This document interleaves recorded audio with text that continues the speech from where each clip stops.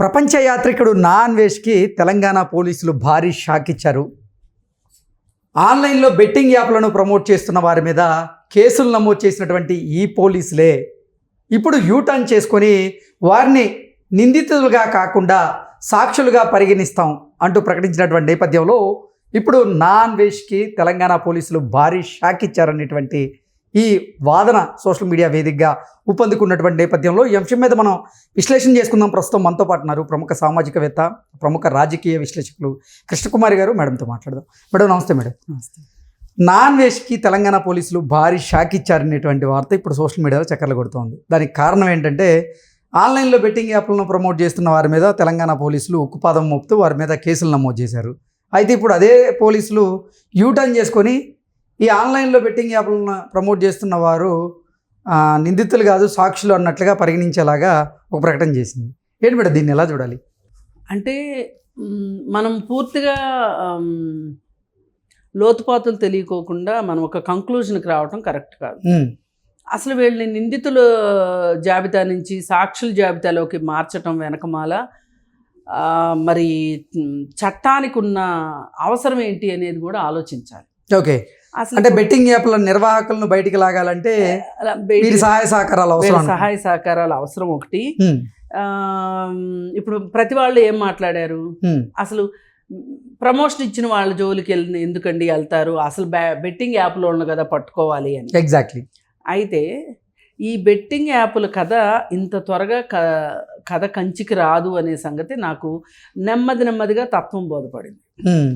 ఎట్లా అంటే అసలు దీని వెనకున్నది ఎవరు అంటే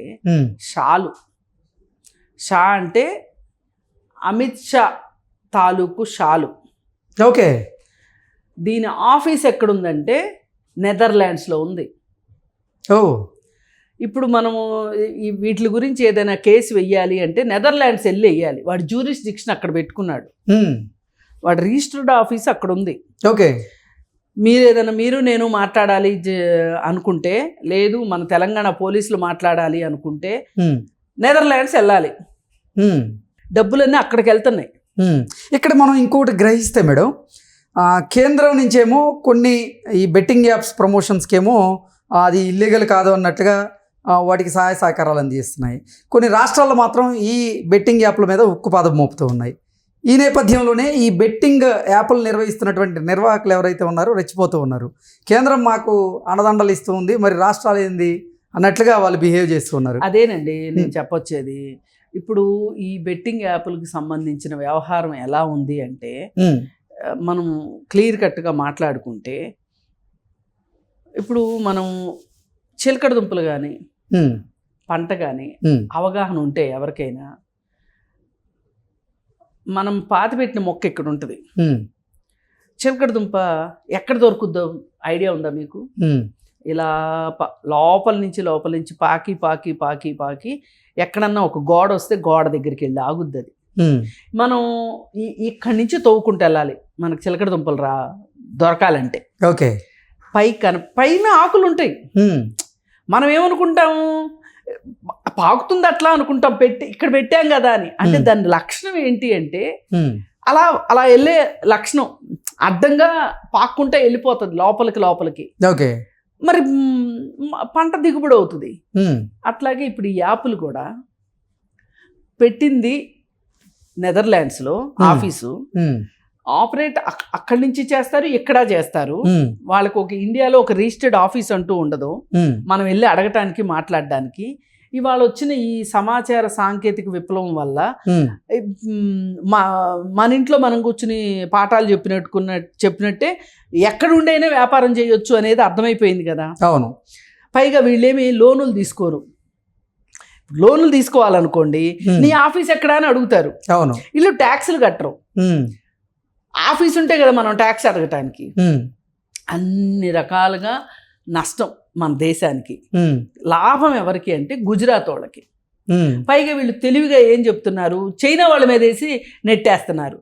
చైనా వాళ్ళు కాదు, ఈ బెట్టింగ్ యాప్లు మొత్తం కూడా ఉన్నది గుజరాత్ వాళ్ళ చేతుల్లో ఉన్నాయి. ఓకే, ఈ వీళ్ళు డబ్బుల్ని ఏం చేస్తున్నారు అంటే వీళ్ళ అకౌంట్లో పడగానే అక్కడికి పంపించేస్తున్నారు. మనం బెట్టింగ్ ఆడితే వెళ్తున్నాయి కదా డబ్బులు, ఆ డబ్బులన్నింటినీ ఎప్పటికప్పుడు పంపించేస్తున్నారు. ఇప్పుడు ఇక్కడ కనీసం ఆఫీస్లో బల్లా కుర్చీ జప్తు చేసుకుందాం అంటే కూడా అవి కూడా లేవు. అవి చేయాలన్నా మనం నెదర్లాండ్స్ వెళ్ళాలి ఖాళీ బలపం కట్టుకుని. అయ్యే పనేనా ఇది? ఇప్పుడు పోలీసులకి తత్వం బోధపడింది, ఏమీ చేయలేము అని అర్థమయ్యి ఇప్పుడు ఏం చేయాలో అర్థం కాక వాళ్ళు ఈ కేసు పురోగతికి, ఈ కేసును ఛేదించడానికి మీరైన సహాయం మీరు అందిస్తారా అని చెప్పి వీళ్ళతోటి ఓ పేపర్ రాయించుకుని పంపిస్తున్నారు. ఎగ్జాక్ట్లీ. ఈరోజు వైఎస్ఆర్సీపీ అధికార ప్రతినిధి అయినటువంటి యాంకర్ శ్యామల కూడా విచారణకు వెళ్ళి బయటకు వచ్చిన తర్వాత ఆ కల్ప్రిట్స్ ని పట్టించడానికి నా వంతు నేను సహాయం చేస్తాను అని చెప్తుంది. అదే సహాయం చేస్తాను అని చెప్తుంది. వీళ్ళకి ఏంటంటే ఈ 3-4 రోజుల నుంచి బాగా స్టడీ చేశారు ఈ బెట్టింగ్ యాప్ల గురించి. స్టడీ చేస్తే వాళ్ళకి అర్థమైంది ఏంటి అంటే ఇది ఇక్కడ వ్యవహారం కాదు, ఇది మనం ఏదో ఇక్కడ హడావుడి చేసినంత మాత్రాన అసలు మన మీదే కేసులు వేస్తే కూడా కష్టమైన పరిస్థితి ఇది అని ఇప్పుడు 5 రాష్ట్రాల వాళ్ళు చట్టం చేశారు ఏది బెట్టింగ్ యాప్స్కి వ్యతిరేకంగా. తెలంగాణ, ఆంధ్రప్రదేశ్, అట్లాగే ఇంకో 2-3 రాష్ట్రాలు చేసినాయి. చేస్తే ఏం ఒరిగింది? ఏమి వరగలా. ఆడేవాళ్ళు ఆడుతున్నారు. ఎందుకు ఆడుతున్నారు అంటే ఇది ఒక మద్యపాన నిషేధం లాంటిది. ఒక రాష్ట్రం పూనుకుని చేస్తే ఏమీ ఉపయోగం ఉండదు. ఈ దేశం మొత్తానికి కలిపి ఏకీకృతమైన విధానం కావాలి. పాలసీ వస్తేనే అవుతుంది ఒకటి. రెండోది అయినప్పటికీ రాదు. అది ఎట్లా అంటే ఇప్పుడు వీళ్ళు ఏం చేస్తున్నారంటే ఒక కంపెనీ పెడుతున్నారు, ఏది గేమింగ్ యాప్స్ అని, ఆన్లైన్ గేమ్స్ అని పెడుతున్నారు. ఆన్లైన్ గేమ్స్ చట్టబద్ధమే. అయితే ఈ ఆన్లైన్ గేములకి సంబంధించి వీళ్ళు లైసెన్స్ తీసుకుని వాటిని అడ్డం పెట్టుకుని బెట్టింగ్ యాప్లు ప్రమోట్ చేసుకుంటున్నారు. ఇది అర్థం కావట్లా. ఎగ్జాక్ట్లీ. ఈ అర్థం కాకపోవటం వల్ల ఇప్పుడు ఎక్కడ దాకా ఎందుకండి మన బాడీలో క్యాన్సర్ వచ్చింది. ఒకప్పుడు క్యాన్సర్ బాగా 2nd స్టేజ్కి 3rd స్టేజ్కి వెళ్ళిన దాకా తెలిసేది కాదు. ఇప్పుడు పెట్ స్కాన్ అని ఒకటి వచ్చింది, కొంచెం ఖరీదైంది. ఆ పెట్ స్కాన్ తీయించుకుంటే మన బాడీలో కరెక్ట్ క్యాన్సర్ ఎక్కడుందో అది డిటెక్ట్ చేయగలుగుతుంది. ఇప్పుడు ఏది బెట్టింగ్ యాప్, ఏది ఆన్లైన్ గేమింగ్ యాప్ అని తెలుసుకోవటానికి మన దగ్గర ఉన్న ప్రస్తుతమైన సాంకేతికత సరిపోవట్లే. చేతులు ఎత్తేసారు పోలీసులు. ఆ చేతులు ఎత్తేసిన దాని వ్యవహారమే ఇప్పుడు ఇది. ఇప్పుడు ఎప్పుడైనా సరే ఒక చట్టం వస్తుంది అంటే చట్టం ఉల్లంఘించడానికి ఒక 80 స్టెప్పులు ముందుంటాడంట మనిషి. ఎట్లా ఉల్లంఘించవచ్చు, ఉల్లంఘించిన తర్వాత ఎట్లా బయటపడవచ్చు, నేను దీని ద్వారా సంపాదించిన డబ్బుల్ని ఎట్లా దారి మళ్ళించవచ్చు అంటే ఈ రకంగా ఇంత ఆలోచన జ్ఞానం ఉన్నవాడు పోలీసులకు ఎందుకు దొరుకుతాడు? దొరికే ఎన్ని పెద్ద పరిగిలే దొరికేది. అసలు తిమింగలాలు, సొరచేపలు వెళ్ళిపోతాయి. వాళ్ళు ముందే మనకంటే ముందుంటారు, తెలివిగా ఉంటారు. అంటే పోలీసులు ముందుండాలి. అంటే సమాజంలో నేర ప్రవృత్తి ఎలా పెరుగుతుంది? ఈ నేర ప్రవృత్తి వల్లనే కదా ఏదైనా చేయగలుగుతారు వాళ్ళు. వాళ్ళని ఈ నేర ప్రవృత్తిని పెరిగినప్పుడు వాళ్ళు ఏమేమి విధానాల ద్వారా ప్రజల సొమ్ము కొల్లు కడతారు అనేది వీళ్ళకి ఫస్ట్ అవగాహన రావాలి. ఇప్పుడు కొంతమంది యూట్యూబర్లు, కొంతమంది ఇన్ఫ్లుయెన్సర్లు తనకి అడ్డంకిగా మారని భావించారో లేకపోతే నిజంగా ఈ బెట్టింగ్ యాప్లను నిర్మూలించాలని తలచారో తెలియదు, కానీ ఈ ప్రపంచ యాత్రికుడైనటువంటి అన్వేష్ మాత్రం దీని మీద ఒక ఉద్యమంలాగా తీసుకొచ్చాడు. కానీ అది ఇప్పుడు బూమరాంగ్ అయ్యి అతన్నే చాలామంది తిట్టేటువంటి పరిస్థితి అయితే వచ్చింది. అతన్ని ఎందుకు తిట్టారు? అతని భాషను గురించి తిట్టారు.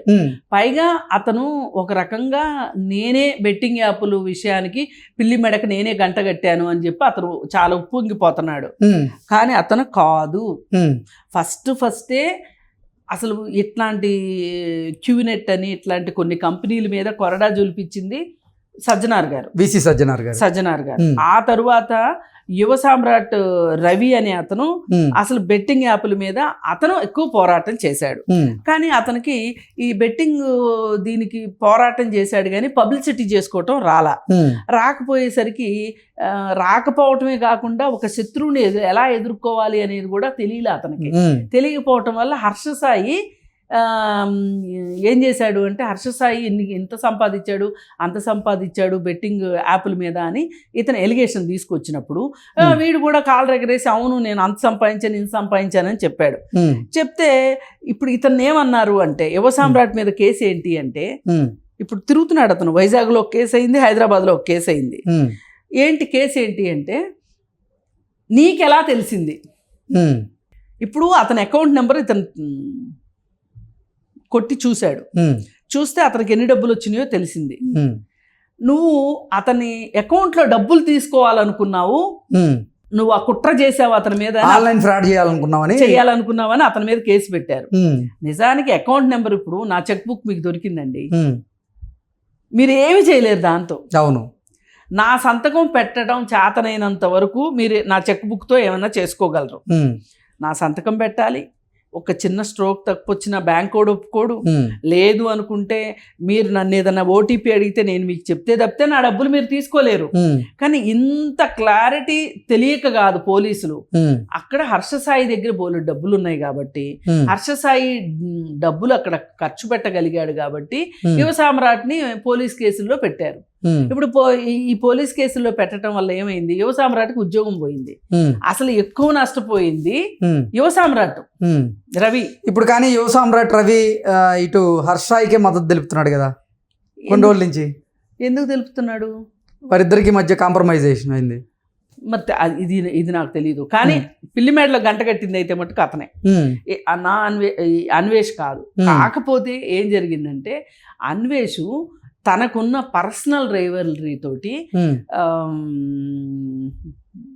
ఇతను ఎవరు యాదవ్, సన్నీ యాదవ్, భయా సన్నీ యాదవ్ మీద అతన్ని డౌన్ చేస్తే తను తనకు అడ్డం లేకుండా చేసుకోవటం కోసం అతన్ని డౌన్ చేయటం కోసం బెట్టింగ్ యాప్స్కి సంబంధించిన విషయాన్ని బయటికి తీసుకొచ్చాడు. కానీ నేను ఇంకొకటి చెప్తా, నా అన్వేష్ మీద ఎవరైనా కేసు పెడితే కూడా కేసులు తీసుకోవట్లా పోలీస్ స్టేషన్లో. ఇప్పుడు మనకు తెలియని ప్రపంచం వేరే ఉంది. ఎక్కడ ఆఫీసులు అక్కర్లా, ఏం అక్కర్లా, ఒక్క చిన్న ఒక ఏమంటారు ఇంటర్నెట్ కనెక్షన్ తోటి యూట్యూబ్ లాంటిది క్రియేట్ చేసుకొని మాట్లాడుకోవచ్చంట. అంటే ఫోన్ల ద్వారా డిస్కషన్లోకి వెళ్ళొచ్చంట. ఇతనికి ఈ నా అన్వేష్ అనే అతనికి ఇలా అతని తరఫున మద్దతు పలికే వాళ్ళు బోలెడు మంది ఉన్నారు. Exactly madam. ఇప్పుడు ఈ బెట్టింగ్ యాప్లనే ప్రమోషన్స్ ఏదైతే ఉన్నాయో వాటిని నిలువరించే ప్రయత్నం చేసింది నేనే అంటూ క్రెడిట్ తీసుకుంటున్నాడు నా అన్వేష్. మరి ఇప్పుడు పోలీసులేమో ఆయనకి షాక్ ఇచ్చారు. నెక్స్ట్ ఏంటి? నెక్స్ట్ ఏమి ఉండదు, బుడగ పేలింది అంతే, అంతకంటే ఏమీ లేదు. బుడగ పేలింది అంతే. ఇప్పుడు ఇది ఒక క్యాన్సర్ మాదిరి, ఒక మహమ్మారి మాదిరి వేళ్ళునిపోయింది మన వ్యవస్థలో. దీనికి పెట్టుబడి ఏంటి అంటే మనిషి బలహీనత, అత్యాశ, ఈ రెండే రీజన్స్. ఈ రెండు లేని వాళ్ళు సమాజంలో లేకుండా పోయేంత వరకు ఇట్లాంటివి జరుగుతూనే ఉంటాయి. ఇప్పుడు మనీ సర్క్యులేషన్ స్కీమ్స్ అని, పెరల్ అని చాలా పెద్ద పెద్ద ఆఫీసులు పెట్టి, మొన్న ఒకళ్ళు అయితే ఒక ప్రైవేటు జెట్లో దేశం నుంచి వెళ్ళిపోయారు. ఓకే, ఒక కంపెనీది వచ్చింది బయటికి, మొన్న ఈ మధ్య బయటపడింది. ఏదో పంజాబ్ అమర్దీప్ ఏదో ఉంది పేరు. అతని భార్య, అతని పార్ట్నర్స్ కలిసి చేసిన దందా ఏదైతే ఉందో, వాళ్ళు కొల్లగొట్టిన డబ్బులన్నింటినీ హవాలా రూపంలో వేరే దేశాలకు తరలించేసేసి అది అయిపోయిన తర్వాత కేసు వచ్చేసరికి వీళ్ళు ఒక ప్రైవేట్ జెట్లో వేరే దేశం వెళ్ళిపోయారు. ఇప్పుడు వాళ్ళు ఎక్కడున్నారో కూడా తెలియట్లా. ఈలోపు ఇక్కడ పోలీసులు ఏం చేస్తారంటే నెమ్మదిగా దొంగలు పడ్డ 6 నెలలకు కుక్కలు మురిగినట్టు వాళ్ళ పాస్పోర్ట్లు సీజ్ చేయటాలు, వాళ్ళకి ఏవేవో చేస్తున్నారు. ఏవేవో చేస్తుంటే ఇంత చేసి ఎన్ని చేశాం కదా, వాళ్ళు ఎక్కడికి పోతారులే అంటే వాళ్ళు ఎక్కడో తేలేరు. అందుకని మనం మన దేశంలో పోలీస్ వ్యవస్థ చాలా బ్యాక్వర్డ్గా ఉంది. వీళ్ళేమో చాలా అహెడ్గా ఉన్నారు, ముందున్నారు. అందుకని ఈ పరిస్థితుల్లో ఏదైనా ఇలాగే ఉంటుంది. అప్పుడప్పుడు ఏంటంటే వాళ్ళ వ్యక్తిగతమైన ప్రతిష్టను పెంచుకోవటానికి నాన్వేష్ లాంటి వాళ్ళు, అలాగే నాన్వేషణ లాంటి వాళ్ళు వాళ్ళ తప్పులు బయటికి రాకుండా ఉండటం కోసం వాళ్ళు ఏం చేస్తుంటారు అంటే ఇట్లాంటిది అప్పుడప్పుడు బయటికి తీసుకొస్తూ ఉంటారు. ఎందుకంటే మీకు ఇందా చెప్పా, గుజరాత్ అని పదే పదే నేను ఎందుకు అంటున్నానంటే ఈ దేశంలో కావచ్చు, ఈ దేశ మూలాలు ఉన్న ఏ దేశంలోనైనా ఒక దరిద్రం జరుగుతుంది అంటే అది గుజరాత్ వాడి వల్లే జరుగుతుంది. Okay madam, thank you so much. Thank you.